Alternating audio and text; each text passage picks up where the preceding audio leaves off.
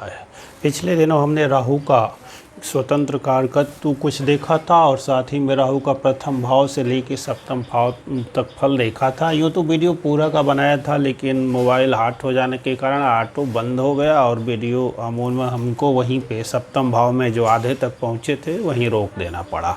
तो ठीक है, आज उससे आगे चलते हैं और देखते हैं कि राहु का सप्तम से लेकर के और बल्कि सप्तम का थोड़ा सा अष्टम से लेकर के द्वादश, यही हमारी हेडिंग है। तो क्या फल करेगा राहु, ये साधारण तौर से राहु के कारकत्व तो पिछली वीडियो में है और ये ज्योतिष सीखने वाली प्लेलिस्ट में होगा, उसे खोल करके देख सकते हैं। डिस्क्रिप्शन में लिंक है और ऊपर आई कार्ड होगा, उसमें भी कुछ लिंक होगा, तो उसे देख सकते हैं। चैनल पे पहली बार हो तो लाइक कर सब्सक्राइब कर देंगे तो अगली वीडियो की सूचना मिलती रहेगी। आइए देखते हैं, कारकों को रिपीट कर लेते हैं। रिपीट करने से क्या होता है कि याददाश्त ताज़ी हो जाती है। तो राहु सर्वप्रथम भ्रम का कारक है, राहु धोखे का कारक है, राहु वहम का कारक है, राहु दिमाग में जो चतुर बुद्धि होती है, काफ़ी प्लानिंग करने का जो उस कार्य होता है वो राहु के अंतर्गत आता है।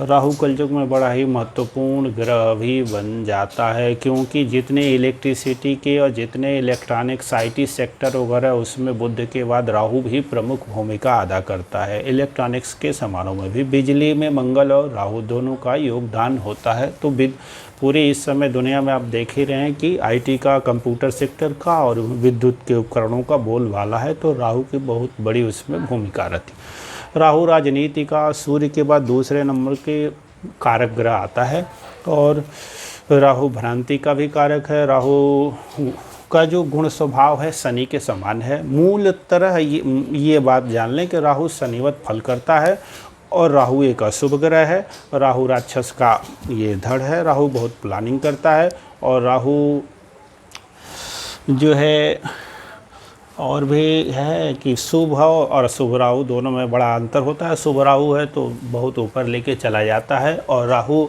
शुभ हुआ तो कुंभ भाव में, जैसे हमने तीसरे और छठे में देखा था, अभी आगे हम एकादश में देखेंगे। 3, 6 एकादश में राहु बहुत ही उत्तम हो जाता है। तो आगे चलते हैं, चलिए और देखते हैं क्या राहु के रोग वगैरह के जब विचार करने होंगे तो भ्रमजनक रोग देता है। भूत पिशाच बाधा वाली भी रोग वाली स्थिति राहु से आती है। वायु के रोग भी देता है राहु, और राहु से हिस्टीरिया हो सकती है, उन्माद हो सकता है, कुष्ठ नामक रोग हो सकता है। राहु चंडाल जाति का कारक है। चांडाल बोलते ही है इसको। गुरु से साथ युक्त होता है तो चंडाल बोलते हैं, मंगल के साथ युक्त होता है तो अंगारक दोष बनाता है, अर्थात गुस्सा बहुत। राहु जिसके साथ युक्त होता है उसके मूल गुण स्वभाव में जो है वल्नरेबिलिटी, मतलब उनमें कुछ न कुछ व्यतिक्रम ले आ देता है, उनके मूल गुणों को भटका देता है। कुछ लोग कहते हैं कि उसके गुणों को काफ़ी बढ़ा देता है, तो ये सदैव अच्छा नहीं होता, क्योंकि ये बढ़ाता है तो अपने अनुसार बढ़ाता है। जैसे गुरु के साथ तो होगा तो गुरु के गुण को बढ़ा देगा, तो बढ़ाएगा तो कैसे? गुरु के स्वभावानुसार नहीं है, ये उसमें अपना डाल देता। राहु विष है, सर्प जो है वो राहु है। तो सर्प का जो मुख है राहु है, पूंछ केतु है। तो बहुत अधिक सांपों आदि से भय लगता हो, सांप आदि आते हों तो राहु कहीं न कहीं अशुभ राहु है। ये देखते हैं तो राहु यदि दूसरे भाव में होगा तो विषजनक बुद्धि होगी अपने स्वभाव के, मतलब विषैला जातक बोलेगा, मीठा बोलेगा ही नहीं। जो मीठा बोलेगा भी तो कहीं न कहीं उसमें मतलब ऐसा होगा कि हृदय को छलनी कर जाए। तो ये राहु, क्योंकि राहु विष है और उसी तरह के विषात्मक पदार्थों को खाने में रुचि भी होगी और सुसाइडल टेंडेंसी भी बना सकता है। दूसरे और 8वें से ये जुड़ा हुआ रहे, राहु और केतु सामने रहते हैं। आइए चलते हैं, उसी में चलते भी सप्तम में हमने देखा कि पुंसत्व को ये कम करता है और साथ ही में पुंसत्व को कम करने के साथ साथ पत्नी के लिए हानि करता है। अंतर्जातीय विवाह भी कराता है, प्रेम विवाह भी कराता है, कुटुंबों से विरोध भी करा देता है। और यदि यहाँ मिथुन और ये वृष का छोड़ करके राहु हो तो ये काफ़ी अनिष्टकारक है, मतलब साथी के लिए नुकसानदायक ही साबित होता है। कई विवाह के योग भी बना देता है और पुरुषों के लिए वीर्यहीन बना देता है। आंतों का रोग भी दे देता है, गुदा संबंधी रोग भी दे देता है। ये राहु की स्थिति बनती है और यहाँ आते हैं। गुप्त रोग भी देता है राहु, रहस्य भी है, तो रहस्यात्मक बातों की आते हैं इसी रहस्यात्मक भाव में ही। ये छिद्र स्थान भी है और इसी को अष्टम भाव 8 हमने लिख दिया है। तो यहाँ राहु का कुंडली के सारे भावों में सबसे जो अनिष्ट प्रभाव है इसी अष्टम भाव पे पड़ता है, अष्टम भाव में होने का। यहाँ तक कि गोचर में राहु जब यहाँ आता है तो मृत्यु तुल्य कष्ट देता है। इसलिए जिसके भी गोचर में राहु कहीं से यहाँ चल रहा होगा तो इस समय अष्टम में तुला लग्न वालों के लिए चल रहा होगा, तो उनके कई सारे जो शुभ प्रभाव भी होंगे शनि आदि के, तो ये राहु के कुप्रभाव के चलते उतना अच्छा फल दिख नहीं रहा होगा, क्योंकि राहु क्या करता है, बहुत ही कष्टदायक स्थिति उत्पन्न करता है। जितना ही बिगड़ा हुआ राहु होगा, अर्थात बिगड़ी हुई राशियों का रहेगा, उतना ही खराब फल करेगा। जितना ही अशुभ ग्रहों से दृष्ट होगा उतना ही खराब फल करेगा। थोड़ा शुभ दृष्ट हो गया तो थोड़ी सी नरमी कर लीजिए। तो ये राहु क्या करेगा, वो विसूची का रोग, पाइल्स, भगंदर आदि के ये रोग दे देता है और ससुराल से भी अनबन करा देता है, वाणी भी विषैली कर देता है। सुसाइड, यदि लग्न और चंद्रमा बहुत पीड़ित हैं तो सुसाइडल टेंडेंसी भी उत्पन्न कर सकता है। और विष आदि जो लोग खा लेते हैं तो ऐसे लोग खा सकते हैं, यहाँ हो और यहाँ हो तो ऐसे लोग विष भी खाने की टेंडेंसी रखते हैं, यही लोग हैं।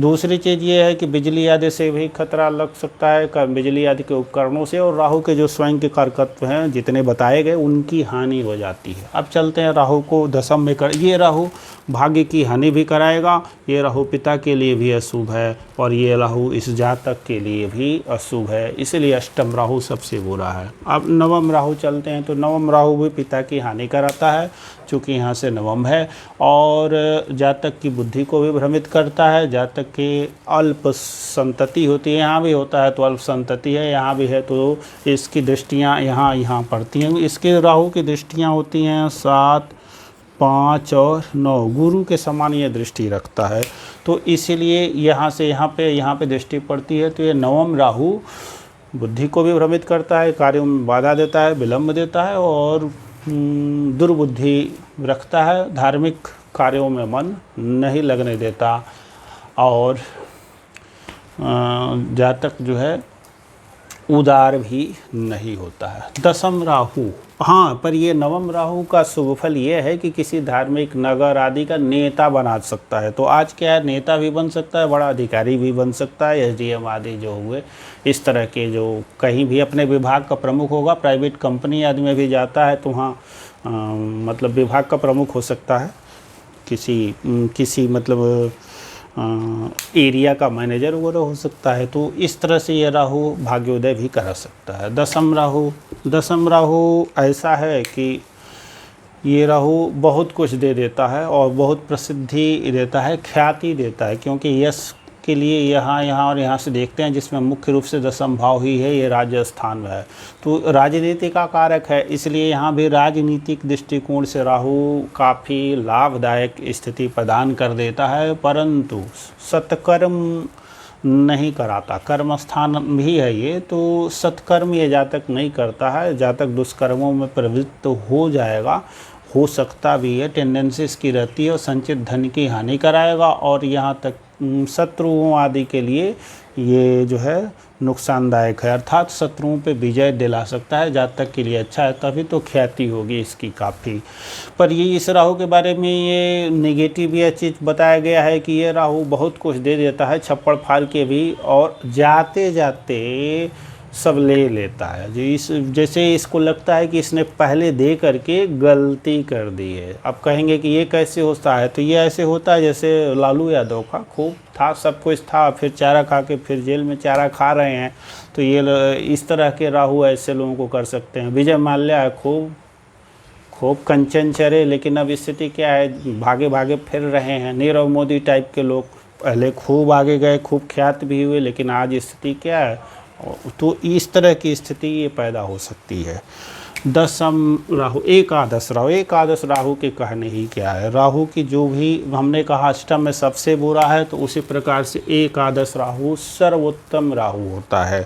अब ये राहु धनी बनाएगा, हमेशा निरंतर आय देगा, और ये राहु पदोन्नति भी कराएगा, और ये राहु दीर्घायु भी बनाएगा, और अल्प संतति देगा, और जातक के कान में रोग भी हो सकते हैं, पैरों में थोड़ी बहुत विकलता हो सकती है थोड़ी सी, लेकिन आयु की वृद्धि भी करेगा, धन भी देगा।